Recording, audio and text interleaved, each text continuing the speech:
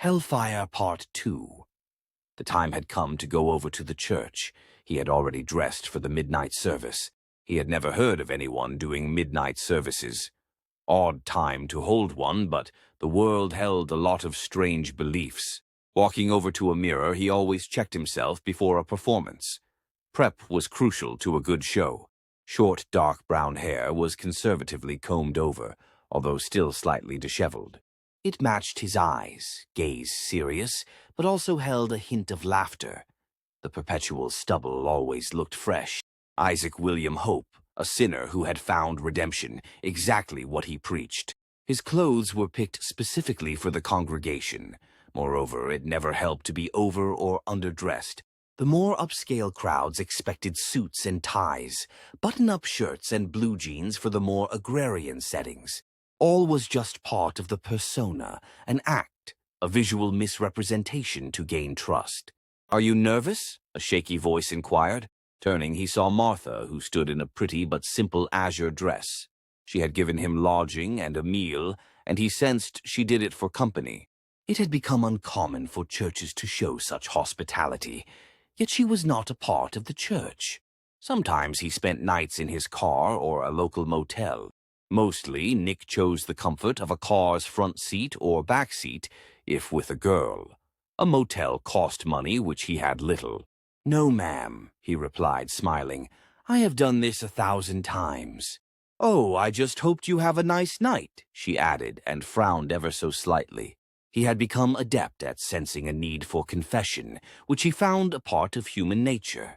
People craved the approval of others and permission to act upon their impulses. Usually a much younger girl infatuated with him approached. Slightly giddy, Martha's age and upbringing hid it well, though not entirely. Lonely, she wanted to speak to anyone, and he was very easy on the eyes.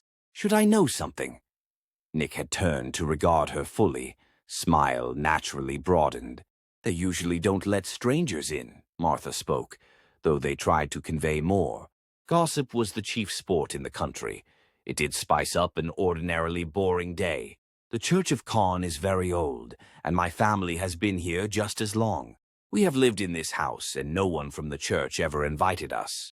"Oh," he replied. Nick didn't care for old country disputes. Grudges in Appalachia always passed on like family heirlooms. "They always have church at midnight. Unnatural," she pressed on, quickly seeing disinterest. "The sermons they are always screaming about. Damnation." She inclined forward, paused, then added in a whisper, "Sometimes I hear swine. Pigs," he almost laughed and tapped a finger against the lips containing it. "Well, I should fit in perfectly. I serve it up every Sunday and revival." Pushing gently past, he excused himself, another clock showing 15 minutes till the service. "Thank you for your hospitality," he said absently in character. He walked out the door. Hot, humid air slammed into him. The night had not cooled, and moisture from the nearby lake turned the wind soupy. The full moon was too large, and its light fell upon the church. Silvery light invested the simple structure with life, unholy life. Nick felt nervous for the first time in memory, but laughed at the thought of pigs. Martha's words repeated, though growing darker each time. A gravel parking lot surrounded the church, and little patches of the witch grass sprung up in spots. The small community graveyard set to one side. Neat rows detailed members back to its founding. An old outhouse lay in the back of the lot, obscured by trees, leaning to one side, and a crescent moon decorated the door.